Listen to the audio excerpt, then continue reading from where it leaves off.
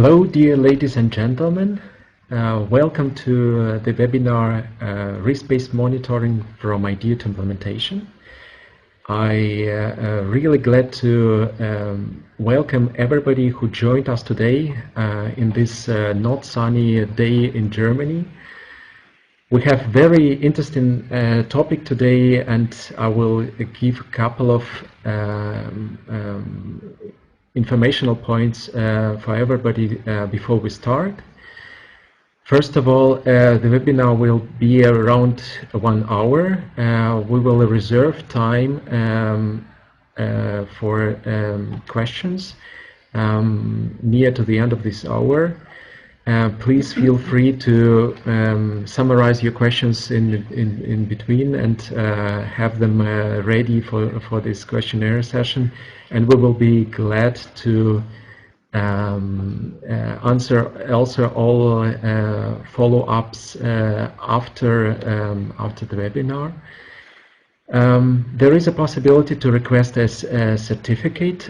If you want one, please refer to or ask proactively. Please use email for that and ask for a named certificate that you visited this webinar. I hope that the connection is okay for now and everybody can hear me and see me. If it's not the case, please use the chat on the right side and ask maybe for some delay or some clarification. I'm going to present my colleague who is joining us today. Just a moment. This internet connection is disrupted. Yes, I hope that everybody's seen me and you can hear me as well. So if it's not the case, please notify over chart on the right side. All right. I'm going to present my colleague, as I was telling before, Miss Dr. Popperin-Perez. She's a project lead at the PPH Plus with long years of practical and theoretical experience. She has done her dissertation in chemistry in University of Liverpool in UK. And since that, she captured a lot of experience by PPH Plus as a CRA first, and then project manager and the project lead. She definitely knows what risks are in clinical trials, could observe these risks as a CRA her own. And now she will start her presentation with some definition of terms, explanation what risk-based monitoring is, why it is important, what strategy could be chosen here, what is risk management, how they are interconnected, all these questions. And I will continue with more practical examples. I will present today also some answer how technology could be used and assessed in the context of risk-based monitoring, and we'll show you a couple of slides and screenshots for that. So just prepare for a very exciting and interesting session. And I hope that these examples and this clarification will help you in your daily life to understand and to implement risk-based approach. Moreover, that regulatory goes in this direction further and further.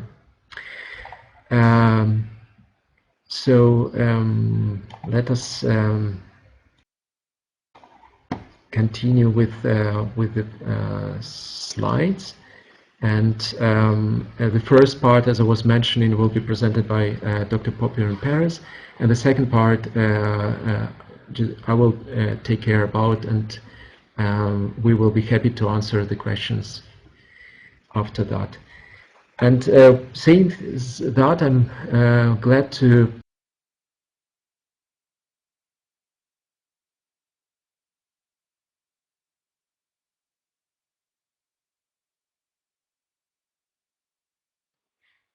Thank you very much, Artem, for this introduction.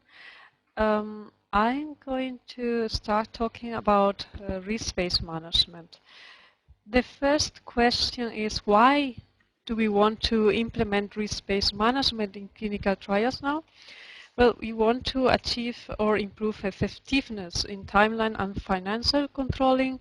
We want to enhance precision in project planning and efficiency in organizing and staffing. We want to improve resource allocation by focusing on critical risks for your study. And we want to utilize, to get excellence in leading and directing so that your project will succeed.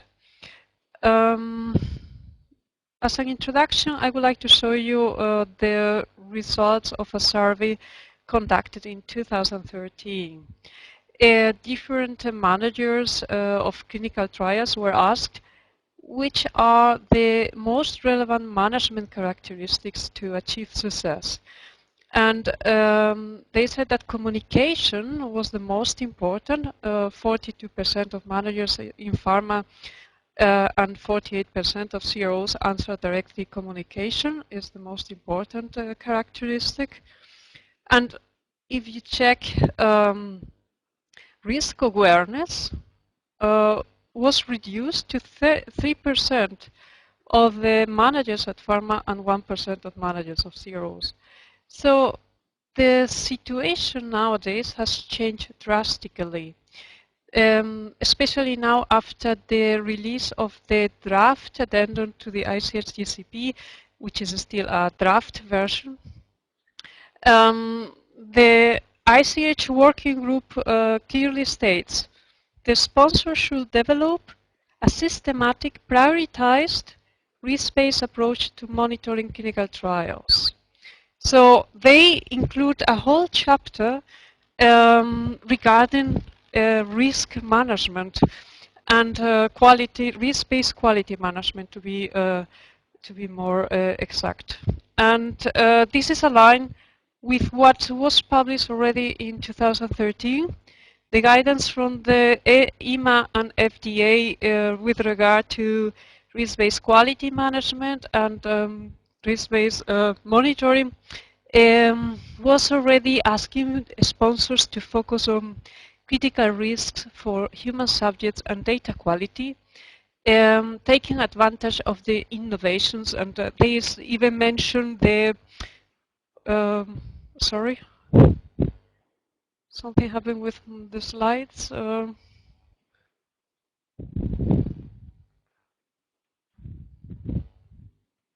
Apologies about this.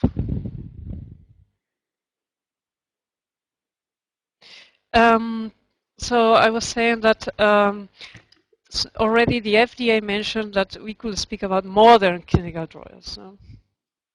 And what is very important is that you realize that risk-based monitoring does not mean less vigilance. What is risk-based monitoring? What is the difference between traditional and risk-based monitoring? To explain it in an easily understandable way, in traditional monitoring, you have set a plan where you perform monitoring always according to plan. There are no changes. It doesn't matter if the site is performing better or worse. You may, of course, proceed with cost or forecast monitoring visits. That's the same in risk-based monitoring. But what you do in risk-based monitoring, and the main difference from the traditional approach, is that you will adapt the percentage of data that you will be, for example, reviewing, and you will adjust the number of visits according to site performance during the study. This is adaptive during the study, and that is something that you were not doing in traditional monitoring. So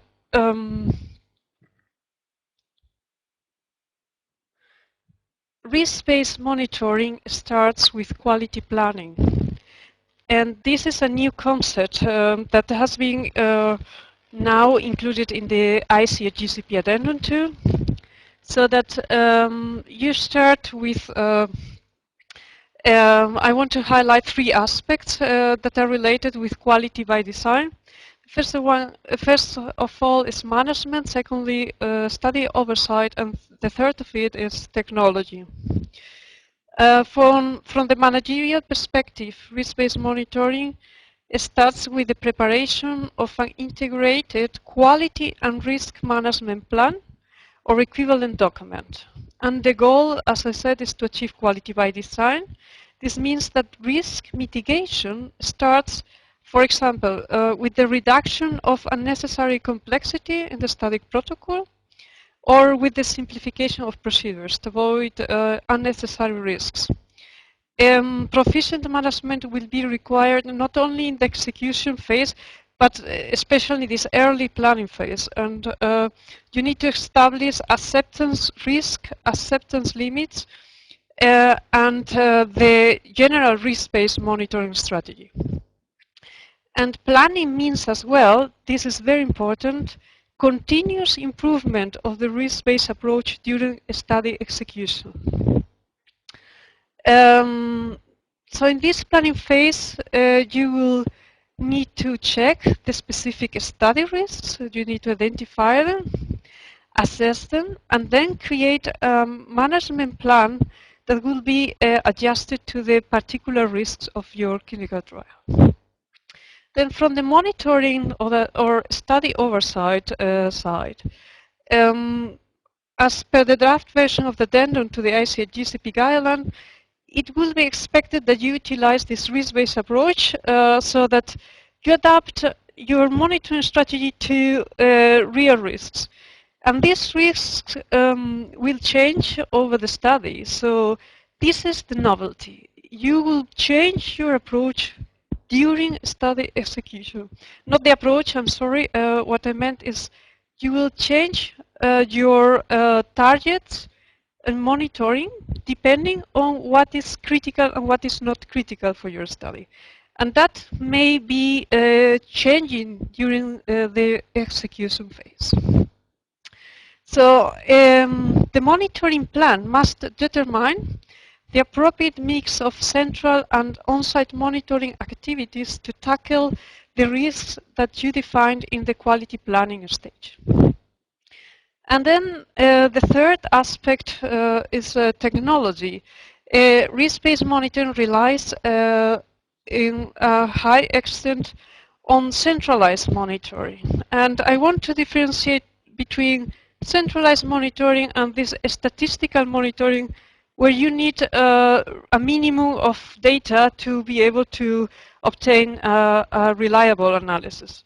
This centralized monitoring is just the detection of outliers, the detection of missing data, and it facilitates continuous data analysis, but it is not as sophisticated as this statistical monitoring. So you will need, continuing with technology, risk communication tools that are adapted to the risk of your study, and risk prevention mitigation plans, as well as alerts.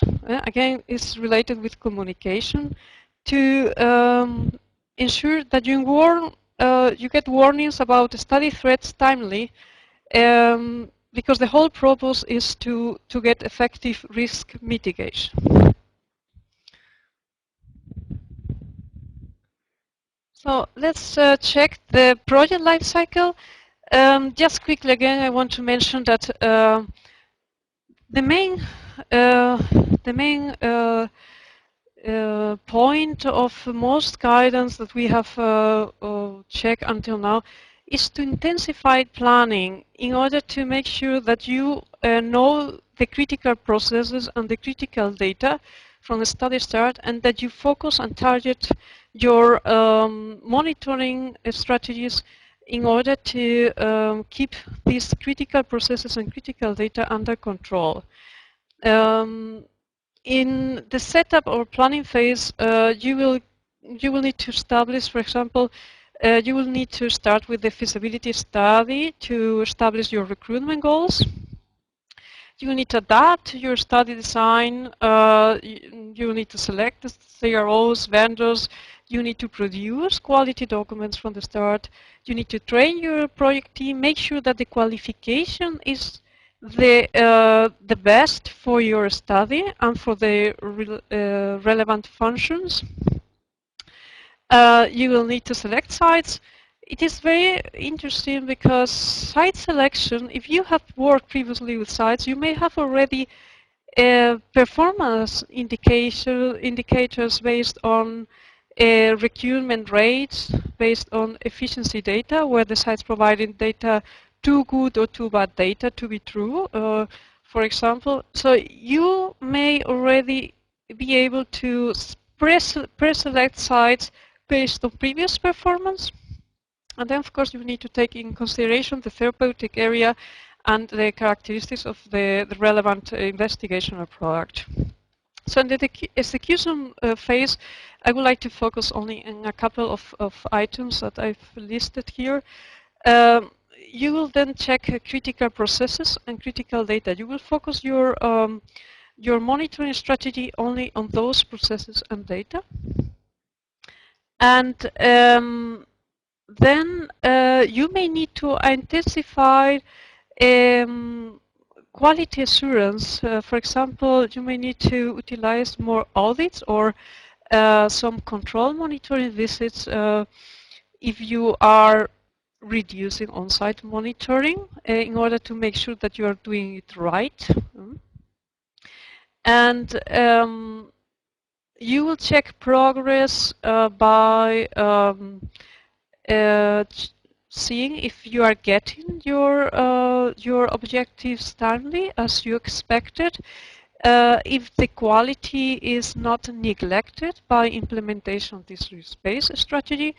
And one of the biggest advantages of risk-based monitoring is the forecasting. You may be able to forecast how risks will develop in the near future, and you may implement preventive actions for avoiding risks before a threat occurs. This is one of the main advantages of this approach. And what I want to show you here is that the risk monitoring is engaging everybody in the team. It's a cross-functional effort, and it involves not only CRAs. I've seen that we have many CRAs today in our webinar, but I was missing more people from the medical departments and from the data management departments, because these will be working together, and this is also one big advantage of risk-based monitoring in comparison with traditional approaches. So the evolution to risk-based monitoring means that we are improving the monitoring strategy by focusing on risks. And now I'm depicting what the ICH GCP guideline is telling us about how to proceed in order to start implementing risk-based monitoring. You need to start first identifying these critical processes and critical data in your clinical study.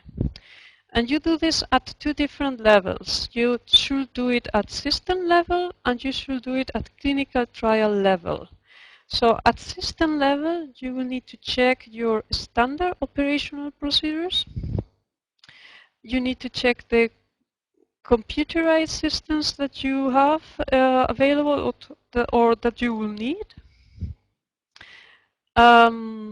You will need to check the vendors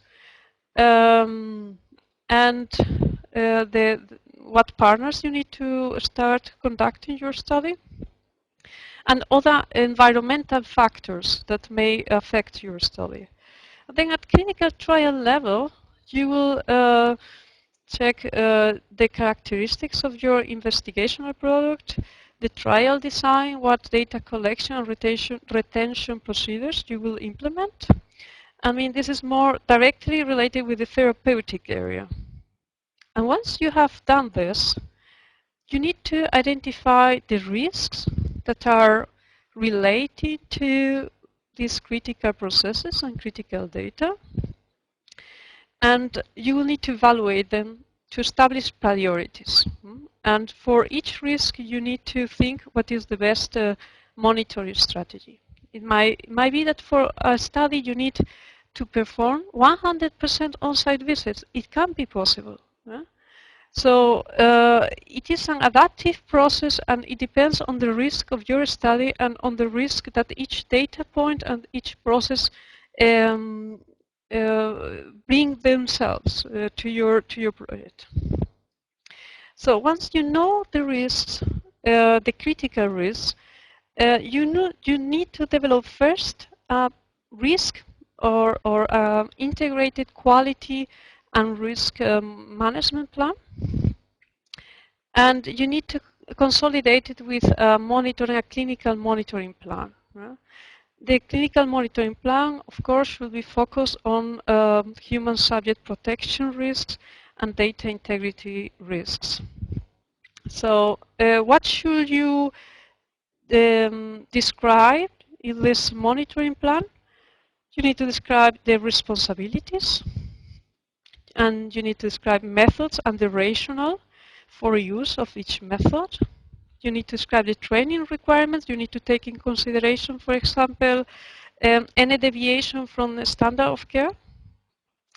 And you need to, of course, define the policies and procedures that may apply to the relevant study. So what other aspects you need to take in consideration, what other factors will influence your decision about going risk-based or not? First of all, you need to check your project management team. It is quite recommendable to have experienced project leaders, experienced medical advisors in the therapeutic area where you want to start implementing risk-based monitoring. They should be familiar with risk indicators, have experience on what risks are threatening this nature of studies. And from this, you will be able to establish a risk-based quality management strategy. If you don't have a system in place, you will need it. You will need to establish a process, not only at clinical, a clinical trial level, but at the organizational level somehow. That would be the recommendation. And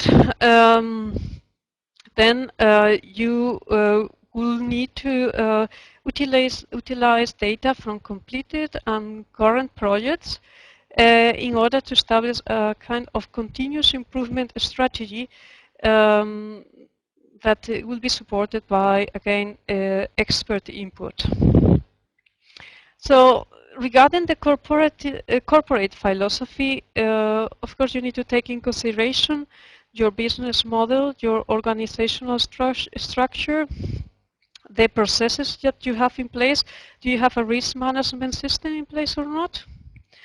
You need to check what partners will be involved, how many vendors you need, if you need to innovate or not, and the benefit, you should check the benefit versus required effort, of course.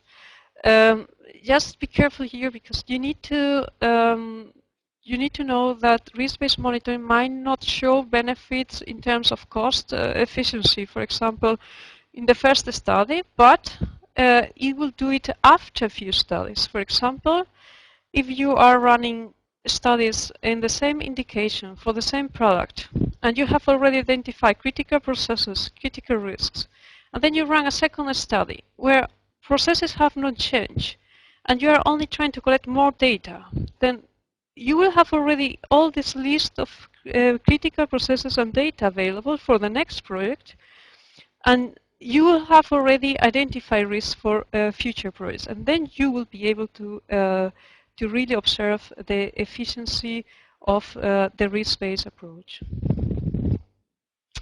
So again, I would like to insist about quality planning and risk-based monitoring. Planning is something that starts before executing the project, but it is done continuously till the end of the project. That's something that you should keep in mind. When people are talking about quality planning, is getting it right the first time, but you get it right the first time by utilizing an adaptive process for planning itself. So you need to start creating the basis for successful adaptive risk-based monitoring. You should define how you will be adapting monitoring according to the events that you observe during the execution phase. You need to analyze and adjust your standard operation procedures, your study protocol, study documents. Try to keep protocols as simple as possible, and request data collection only for data that is really required. Then you want to optimize operational productivity, and you will need, again, proficient project management and adaptive and more or less innovative risk management tools depending on the risk of your study. And all this will be supported medically by centralized monitoring that is targeted. Again, centralized monitoring is not the same as this statistical monitoring where you need to have a minimum of data to obtain reliable result of analysis of data. And this medical supported centralized monitoring is targeted and focused on relevant risk. So you have better resource allocation. This will guide the monitor on what should be checked next and what strategy should be used to improve site performance. And of course, you need to train the team model risk-based management and risk-based monitoring. So let's talk a minute about risk-based monitoring effectiveness. You want to start with risk-based monitoring pilot. For this, you establish this monitoring plan. So you have an adaptive strategy depending on data and site data quality and site performance. You will establish how you will measure data quality for and safety risks so that you are able to improve performance and adapt the monitoring strategy for each site. And you may want to compare site performance across the study in order to see if the mistake is deriving from site performance or it is the design of your project. If you see that a critical process is not working in many sites or a critical data is not good enough in many sites, then it might be that you need to change something in the design of your study. Whereas when you find there are a couple of sites that are not performing well, then it's probably the site performance the problem. So I would like just to mention that there are two projects right now in Germany that are studying the efficacy and efficiency of risk-based monitoring. One is the addendum project, which started in 2008 and will be finished by end 2015. We provide the links so you can get more information about this. And the second one is POOX, which is a project that aims to improve the monitoring strategy by using a risk-based approach. So just about effectiveness, when you want to check if risk-based monitoring is working properly, first you need to check the effectiveness, not the efficacy, sorry. You need to check first the efficacy.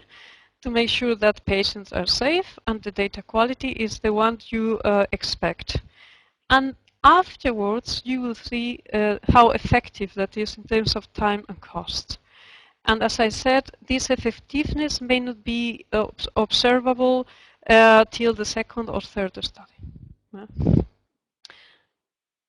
And finally, what is the great plus on risk-based management? I'm talking about risk-based management because risk-based monitoring cannot be understood without it. First of all, you safeguard health and rights of subjects, you ensure data quality, validity and integrity, you optimize cost, time and team performance, you enhance the protocol with a risk-based management plan that is targeted in what is really important. And this is achieved by effective project leadership, expert medical advice and review, with a risk-based study oversight that is targeted on critical risks and processes, and with a risk-based study management that is planned carefully at the beginning and that will be providing you with a better control over cost, time and team performance. Of course, all of this will help you to attain everyone's satisfaction. Thank you very much for your attention. Now I let Dr. Andrianov to continue talking as a technology expert and about risk-based monitoring.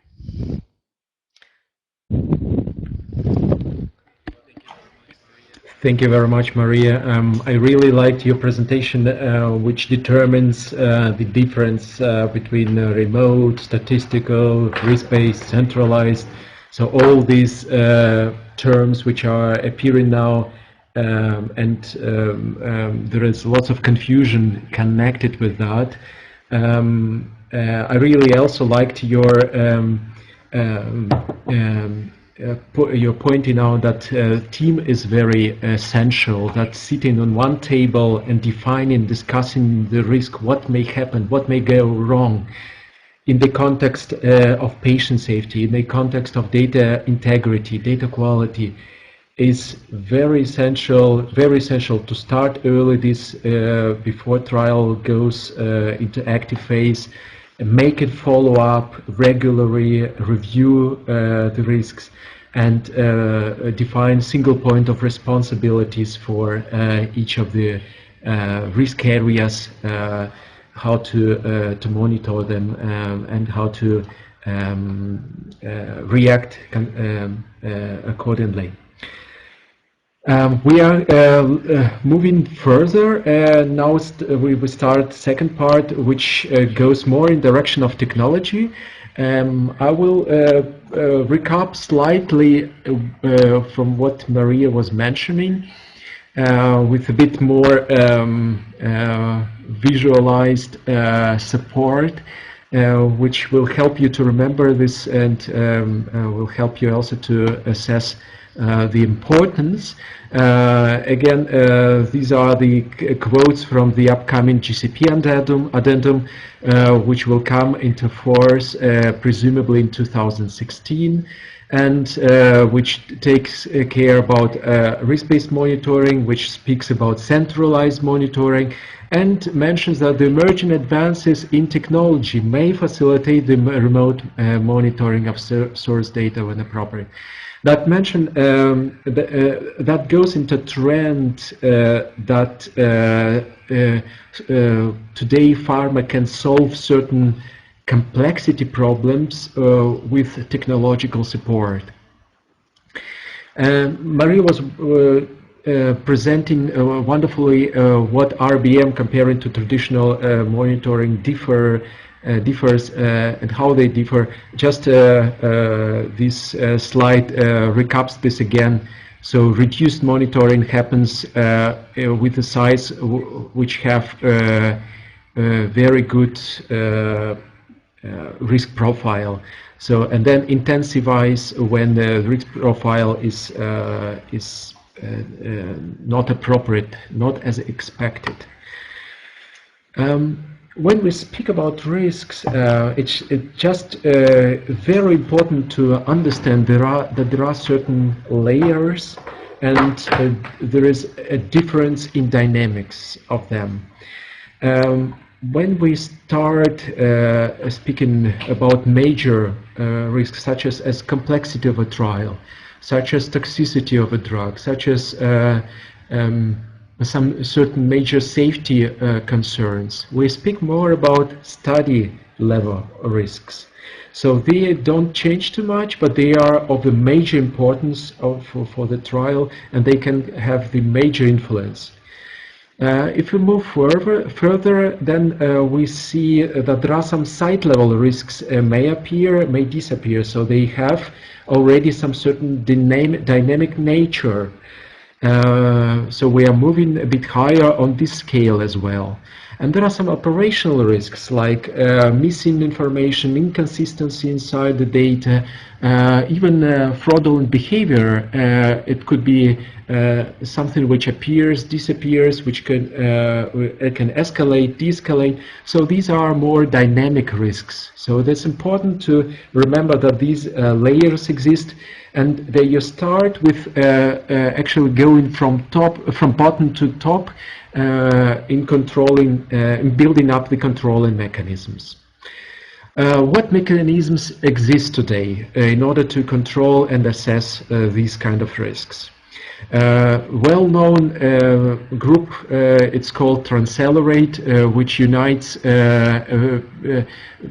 around 20 big pharma companies around the world, elaborated a so-called risk assessment and categorization tool, which is called RACT as abbreviation. This tool was dedicated to focus on the study level risks before a trial starts, and adjust these risks during the trial if this adjustment is needed. This tool is freely available, and I will show you a bit later what additional support you may get, for example, with cloud solutions which exist and are provided by Cyntegrity, for example, and are available free of charge. For going more for operational risks and site-level risks, here's the area where this so-called statistical monitoring can take place. And again, there are already solutions which are taking care and monitoring these risks, whether on a snapshot basis or on a regular basis.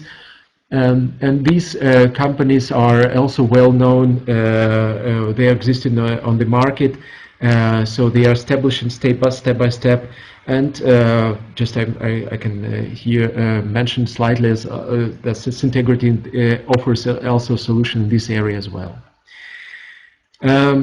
When we speak about RBM, we think from the four silos approach, four pillars, what are most important, how this dynamic risk detection must be built up. We start with a certain detection when certain inconsistencies on data level may be detected, then proceed with issue management. This is an area where these inconsistencies will be prioritized, grouped together, assigned to certain team members, or simply ignored if they are on the random of the random nature and not jeopardizing the study and the data quality. It doesn't make sense to detect and categorize if we don't take any actions after that. So mitigation process is something that must happen, combined also with preventive actions for avoiding certain situations in the past, in the future.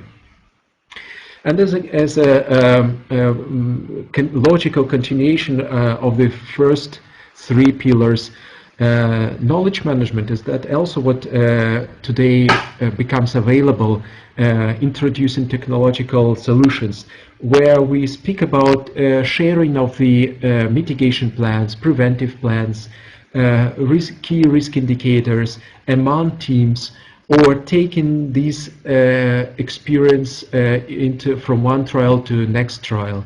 So building up so-called Kaizen approach, how in Japan it's called, so building up this continuous improvement approach within company. When we speak about risk defense strategy, there are certain risk areas which are of the major importance, and we all know these risk areas, but let us recap again how this risk defense strategy can be built up. We start with the primary outcome measures, add certain risk indicators which are capturing sponsor-specific risks. That means that the difficulties and troubles that happened with the current team, with the current sponsor in the past, and moving to the study-specific risk. When we speak about certain therapeutic areas, we do, for example, trial in oncology or in spirometry, in cardiology. We want to have certain indicators which showing us these or that parameter. For example, in cardiology, this could be a certain QT interval prolongation. In oncology, that could be certain quality of life indicators, and so on and so forth.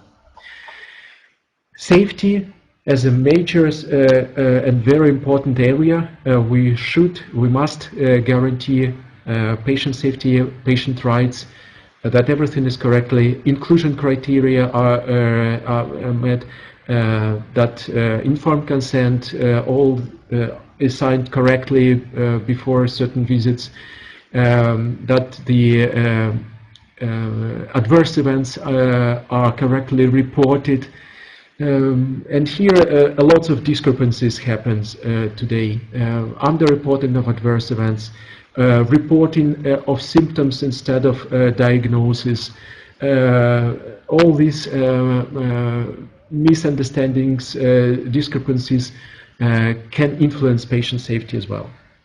Recruitment milestones as one of the major area of clinical trial success. Protocol compliance, here's inclusion and exclusion criteria are more relevant, and of course everything is based on certain risk indicators which control fraud detection, or which are dedicated towards fraud detection. When we speak about RBM technologies, we can identify certain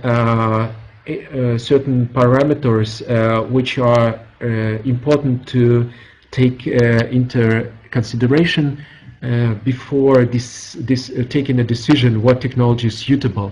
And I must say that today's variants of technology is really great, really large. So you have opportunity to select solutions which are suitable for your trial and tailor-made for your trial. So they differ by IT infrastructure. Here we differentiate cloud-based or private cloud or on-site solutions.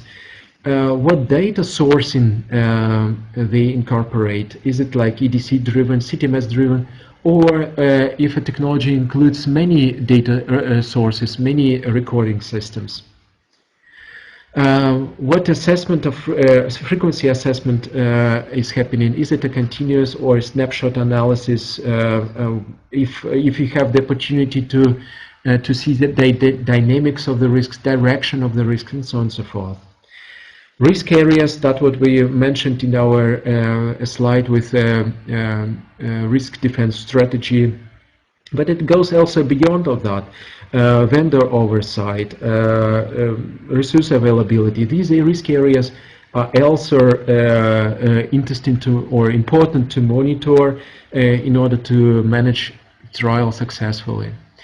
And what functions technology offers? Is it only detects, it doesn't make issue mitigation, issue management? Does it include some predictive analytics, heuristics? So these questions are also important to keep in mind.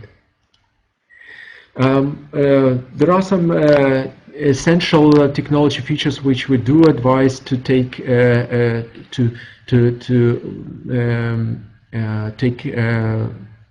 overview at. See that the most of the important recording areas or recording systems are involved. Safety databases, CTMS, EDC systems, inter-risk assessment, all of them deliver very important source for risk indicators, and only in combination they offer the full story, why it happens. If you see underreporting of adverse events, you can immediately combine this information with visits, with enrollment, and so on and so forth, and you understand the full picture why this center is underreporting of adverse events, for example. See that the certain mitigation, risk mitigation communication happens, that teams are combined together, that they can solve certain risk areas together. Data quality, one and very important area which involves more quality indicators, like p-value control, geographical spread of the quality. So all these some data dynamics. So these key quality indicators are essential to have regularly and to see whether maybe a lot of missing values are happening now, and we have to incentivize our sites to put these or that information and do not delay entering the data. Site-to-site comparison, site ranking, that's actually the possibility to adjust the monitoring activity Maria was mentioning before. How can we move into RBM embracing? And here we do not need to forget, or we do need to remember that we have to actively participate all together and start small and then build steps by step. Start with pilot, involve early adopters, create stories, provide the roadmap, and be fully transparent about successes or failures. Be also very sincere for yourself as well. What worked, what's not. Incorporate this information into lessons learned. See that proper communication after lessons learned happens, that you incorporate this information into the further attempts. Encourage publishing the case studies or communicate stories within the company.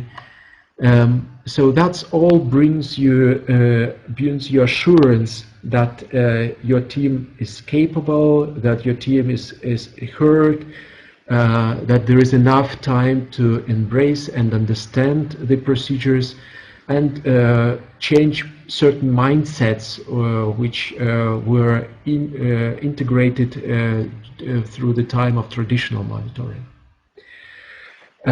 The goal is implement an integrated quality oversight strategy which starts from the very beginning of a trial and so follows through the trial until the regulatory submissions. So similarly, as in other industries is happening, for example, in airways or in production, when the quality is planned, when certain risks are evaluated before production starts, and certain preventive actions taking place. So similarly, as it already a standard, so to say, in other industries, that's where pharma industry should move, in my opinion. Key takeaway messages from today's presentation. I just wanted to recap briefly. We have discussed that the risks are dynamic, and they are can be fixed or they can be fixed or dynamic. There is some sort of dynamic property. RACT is one of the possibility to assess dynamic risks. And I must say here, Cyntegrity offers a free cloud solution which is called addRACT, which helps you to go through the questionnaires in the cloud version, offers collaboration, audit trail, and additional explanation. So if somebody is interested, please contact me also after that. I will provide more details. The selection of indicators must be guided by JCP, patient safety, protocol, and actually common sense. Please do not select too many indicators. Our experience show that more than 25 indicators doesn't make any sense. Team just is not capable to deal with a lot of issues appearing, and so it's important to identify critical areas before and then derive the indicators and limit them in number, so leaving only, again, essential indicators. A combination of risk indicators can tell the full story, so you try to analyze and be as a kind of pilot of a jet, having a lot of information in your dashboards and be analytical in your understanding what is really happening. Do not forget about residual risk. Always RBM introduces its own risk. We spoke about certain of them. For example, do not accepting the RBM by staff. Please do aware about it. There is certain residual risk which RBMs do not cover. That's why it's important to fulfill monitoring anyway and always react when your expectations are not met. Tools are essential, but actually your team, your site and sites are more important. There are different technology solutions on the market, and they all differ in how they approach the question. So find suitable for you, for your team, which meets your expectations, which meets your trial. And when implementing RBM, apply a staged approach, move from simple pilot towards group of trial covered by RBM, and then embrace it fully in the whole company. I really thank everybody for your attention, for your time. We have 8 minutes for certain questions. I do want to say that video of the webinar will be provided after that. So if you lost a couple of slides just because of connection problems or something, we will be available. It will be possible to take a look on the video as well. We will provide also the slides and certain additional documents. For example, an article, common questions about risk-based monitoring, for example, a RECT tool from Transcelerate, and for those who are interested, access to a cloud version.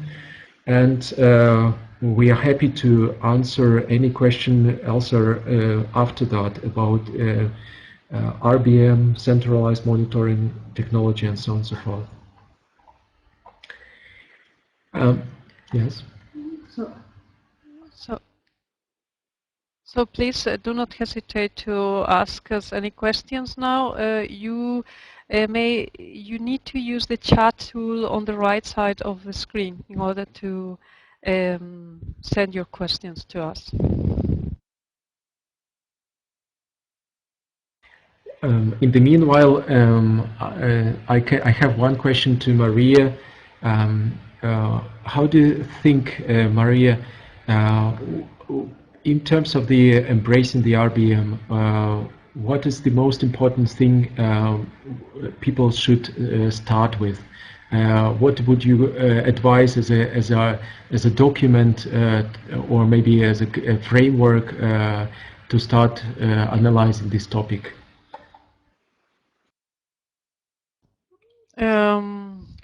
Well, this is a very wide question, but I will say, as I explained in one of the slides, you need to check in what company you're working. If you have a risk management system in place or not, first of all. If you have one in place, then you need to start from there. So you start with your risk management system, and then it is now, most of the companies are talking about integrated quality and risk management because it's really coming together somehow. So quality requirements are, sorry, we have a question I would like to answer. Maria, what is the most challenging task regarding the organizational setup of an RBM project? First of all, I would say change management. You need to change the way you're used to manage projects, and this is probably the most challenging part of it. You need to change your procedures, you need to get everybody involved effectively for seeing how you will adapt processes and adapt your standard operation procedures.